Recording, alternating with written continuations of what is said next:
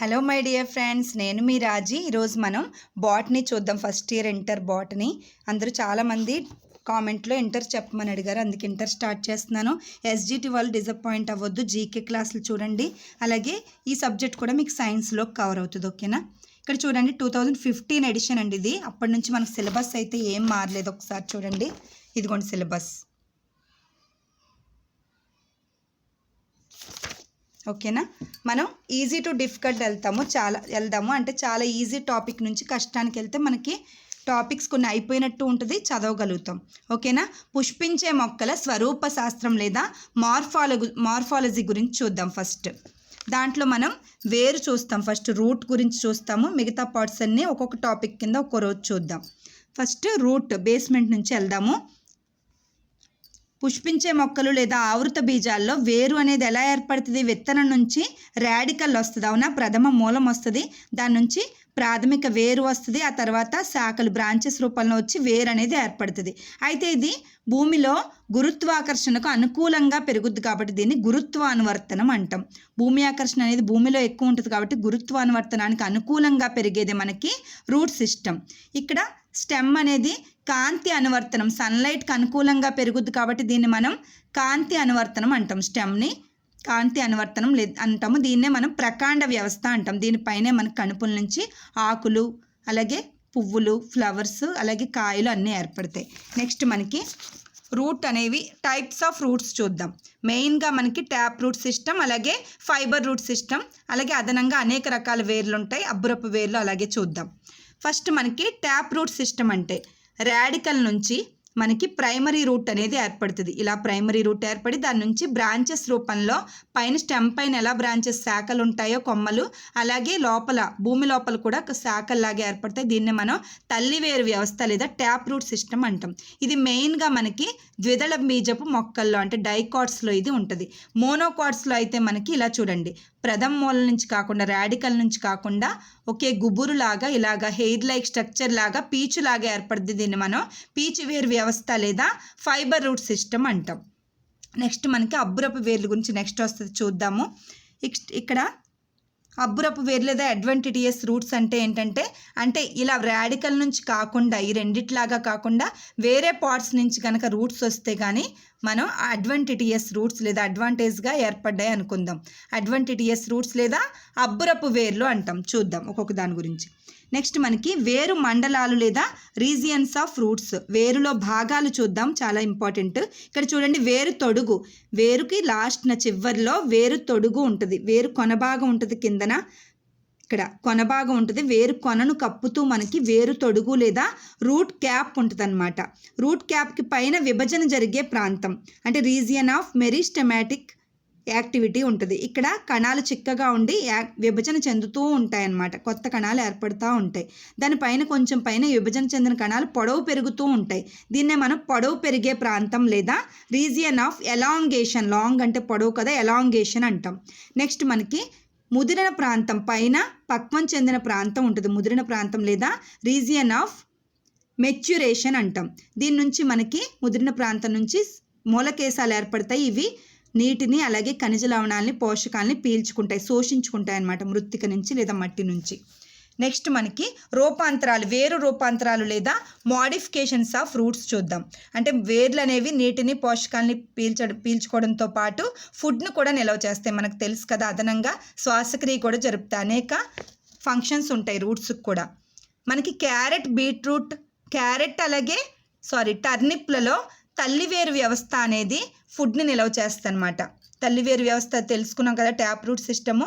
తల్లివేరు వ్యవస్థ ఆహారాన్ని నిల్వ చేసే మొక్కలు ఏవంటే క్యారెట్, టర్నిప్. అలాగే చిలకడ దుంప, స్వీట్ పొటాటోలో అయితే మనకి అబ్బురపు వేరు వ్యవస్థ లేదా అడ్వెంటిటియస్ రూట్స్ అనేవి ఫుడ్ని నిల్వ చేస్తాయి. మనకి ఆస్పరాగస్లో అయితే పీచు వేరు వ్యవస్థ లేదా ఫైబర్ రూట్ సిస్టమ్ అనేది ఫుడ్ని నిల్వ చేస్తుంది అనమాట. నెక్స్ట్ మనకి ఇక్కడ చూద్దాము, అంటే రూట్స్ అనేవి వేరే పార్ట్స్ నుంచి ఏర్పడితే మనం అడ్వెంటిటియస్ రూట్స్ లేదా ఫైబర్ రూట్స్ అబ్బురపు వేర్లు అనుకున్నాం కదా. ఎగ్జాంపుల్ ఏంటంటే మర్రి చెట్టు చూడండి, మర్రి చెట్టు నుంచి ఓడల్లాగా ఏర్పడతాయి, స్తంభాల్లాగా చూడండి, మర్రి చెట్టుకి ఆధారాన్ని ఇస్తూ ఏర్పడతాయి. వీటిని ఓడవేర్లు లేదా ప్రాప్ రూట్స్ అంటాం. పిల్లర్ రూట్స్ అని కూడా అంటాం. స్తంభాల్లాగా పాతుకుపోతాయి కాబట్టి దీన్ని పిల్లర్ రూట్స్ అని కూడా అంటాం అనమాట. ఇది మర్రి చెట్టు లేదా ఫైకస్ బెంగలెన్సిస్లో ఉంటాయి. నెక్స్ట్ మనకి ఓతవేర్లు జియామేజ్ లేదా మొక్కజొన్నలో మొక్కకు ఆధారాన్ని ఇవ్వడానికి ఇలా మట్టిలో ఏర్పడిపోతాయి. దీన్ని ఏమంటామంటే ఓతవేర్లు లేదా స్టిల్ట్ రూట్స్ అంటాం. స్టిల్ట్ రూట్స్ అంటాం. నెక్స్ట్ మనకి రైజోఫోరా అవిసీనియాలో మ్యాంగ్రూవ్ మొక్కలు అనమాట. ఇవి దాంట్లో న్యూమటోఫోర్స్ ఉంటాయి. చూద్దాం. న్యూమటోఫోర్స్ అనేది ఇంగ్లీష్ వర్డ్ చాలా చాలా ఇంపార్టెంట్. ఇక్కడ నది అనేది సముద్రాన్ని కలిసే చోట బురద ప్రాంతం అనేది ఏర్పడుతుంది. అక్కడ మొక్కలు అనేవి పెరుగుతాయి. దాన్నే మనం మ్యాంగ్రూవ్ మొక్కలు అంటాం. కాకినాడలో మనకి మ్యాంగ్రూవ్ ఫారెస్ట్ ఉంది, అదే కోరింగా ఫారెస్ట్ ఈస్ట్ గోదావరిలో ఇలాంటిదే అనమాట. ఈ మొక్కలు అనేవి శ్వాసక్రియ బురదలో జరుపుకోలేవు కాబట్టి వేళ్ళు అనేవి పైకి పొడుచుకుని వస్తాయి. ఇలా చూడండి, ఇవే శ్వాసక్రియను జరుపుతాయి. వీటినే మనం న్యూమటోఫోర్స్ అంటాం. సన్నగా ఉన్నాయి చూడండి. ఓకేనా, అవిసీనియా రైజోఫోరా. నెక్స్ట్ మనకి వ్యాండాలో వెలామిన్ వేళ్ళు. వ్యాండా అంటే వృక్షోపజీవే, పెద్ద పెద్ద వృక్షాల మీద ఆధారపడి జీవిస్తుంది ఇది వ్యాండాలో వేళ్ళు అనేవి ఇలా చూడండి, వీటిని మనం వెలామిన్ వేళ్ళు అంటాం. వలలాగా ఉన్నాయి. గుర్తుపెట్టుకోవచ్చు.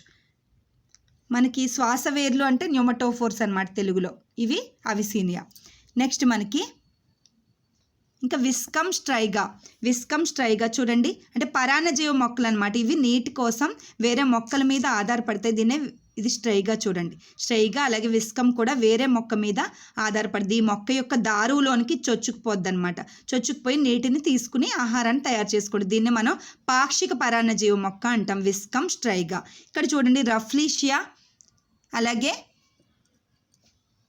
ఇంకో మొక్క ఏంటంటే ఇక్కడ చూడండి రఫ్లీషియా కస్క్యూటా అంటే బంగారు తీగ అంటాం. కస్క్యూటా రఫ్లీషియాలో మొక్క అనేది దారువు పోషక కణజాలాల్లోకి కూడా చొచ్చుకుపోద్ది. ఎందుకంటే అది నీటిని ఫుడ్ కోసం కూడా వేరే మొక్క మీద ఆధారపడుద్ది. అందువల్ల దాన్ని సంపూర్ణ పరాన్నజీవ మొక్క అంటాం.